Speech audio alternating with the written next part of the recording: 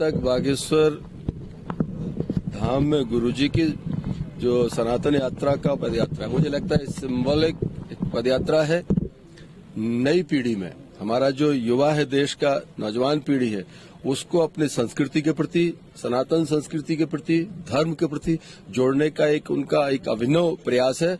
मैं उनके इस प्रयास के, गुरुजी के बहुत उनको हृदय से उनके प्रति कृतज्ञता ज्ञापित करता हूं।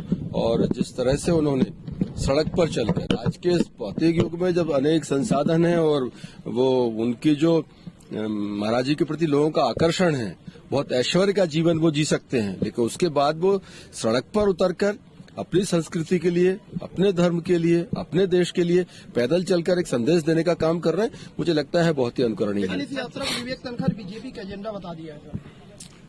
अब मुझे लगता है जब कई बार लोगों के पास काम नहीं होता तो फिर वो इस तरह की चीजें सामने लेकर आते हैं। मेरा तो ये मानना है कि चाहे सिस्टम में काम करने वाले लोग हों या अपोजिशन में बैठने वाले लोग, सबको राष्ट्रहित का चिंतन करना चाहिए और देश के लिए एज अपोजिशन देश को वो श्रेष्ठ क्या दे सकते हैं, इस बात की वो चिंता करें। और एज रूलिंग पार्टी और गवर्नमेंट का पार्ट होने के नाते हम लोग बेहतर से बेहतर देश को क्या दे सकते हैं, इस पे हमें फोकस करना चाहिए। बागेश्वर धाम कह रहा है कि मंदिर और मस्जिद में भी राष्ट्रगान होना चाहिए।